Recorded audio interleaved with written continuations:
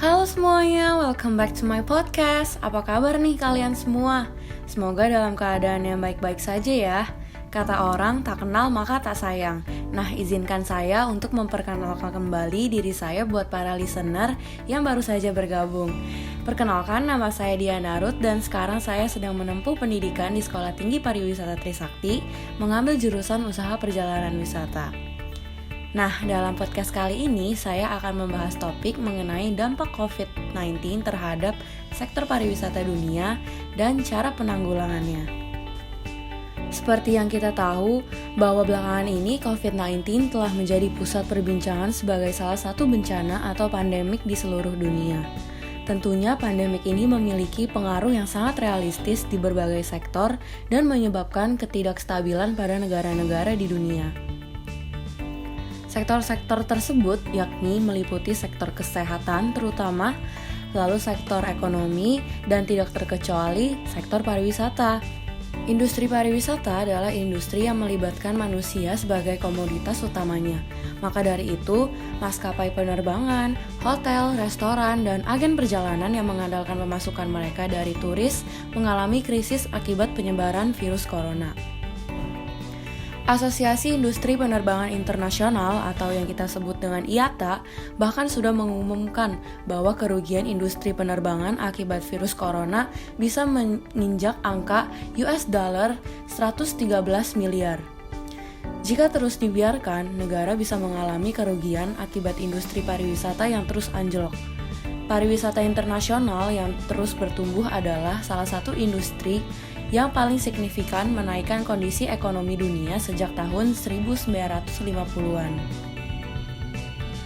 Jumlah wisata yang melakukan perjalanan internasional yaitu 1 miliar jiwa pada tahun 2010 dan 1,4 miliar pada tahun 2018. Menurut WHO, angka ini diperkirakan akan terus bertambah. Akan tetapi, semenjak virus corona menyentuh skala global, angka ini justru menurun. Yap, dampak yang ditimbulkan COVID-19 pada pariwisata dunia sangatlah mencengangkan.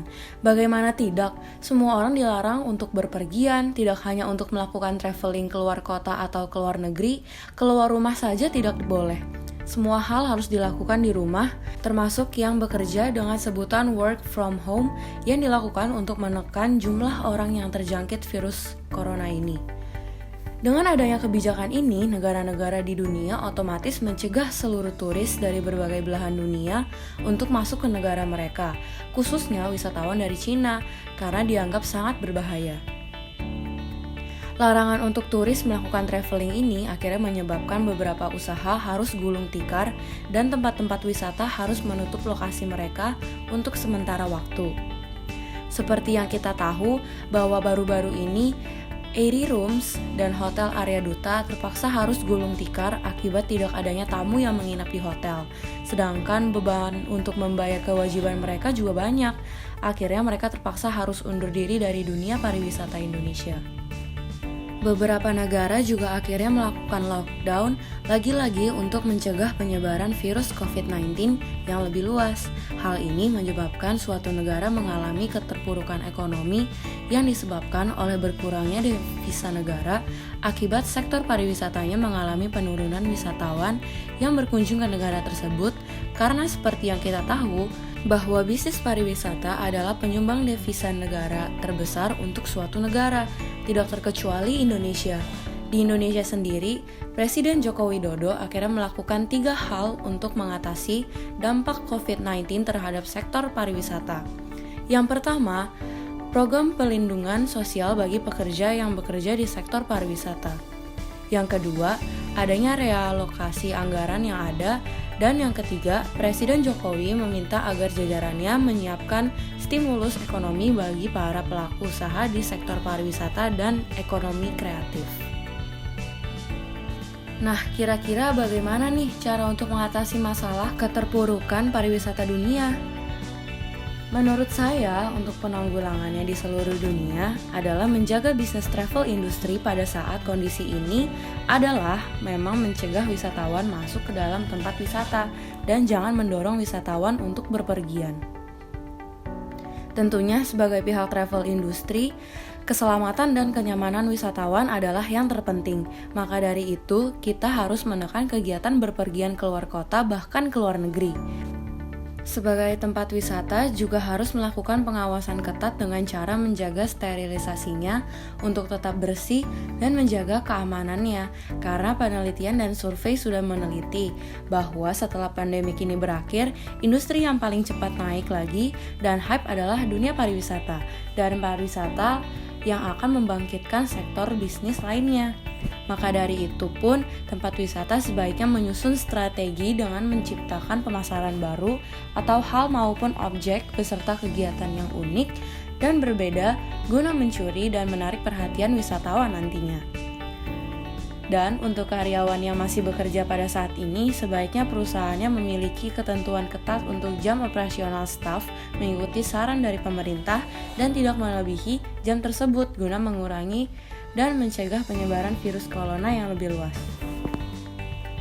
Tentunya kita semua berharap agar virus COVID-19 ini cepat berakhir ya, agar semua kegiatan bisa kembali dilakukan secara normal, dan orang-orang juga bisa melakukan traveling lagi. Dan yang terpenting bagi dunia pariwisata, ayo bangkitkan kembali semangat kita, karena sehabis ini bisnis dan usaha kita lah yang paling akan dicari orang. Kenapa? Karena sudah sekian lama orang-orang di lockdown dan berada di rumah doang, dan juga tidak berpergian. Dan itu akan membuat mereka kembali excited untuk melakukan perjalanan yang menyenangkan, mencari pengalaman baru yang mengesankan, dan juga sebagai bentuk dari relaxing mereka pasca virus COVID-19 ini melanda di seluruh dunia. Tetap semangat ya, dan jaga terus jiwa pariwisata kita sebagai bentuk dari komitmen kita. Dan untuk para travelers yang sudah sangat rindu traveling, jangan sedih, sehabis ini pastinya seluruh dunia beserta tempat-tempat wisata sudah menyiapkan hal-hal baru yang tidak kalah unik sebagai bentuk dari comeback-nya dunia pariwisata dari keterpurukan ini. Selama pandemik ini, tolong jaga kebersihan ya. Terima kasih sudah mendengarkan podcast ini. Maaf bila ada kata-kata yang kurang berkenan. Dan terus dukung podcast sebagai bentuk dari komunikasi kreatif bangsa. So, see you on the next podcast. Bye-bye.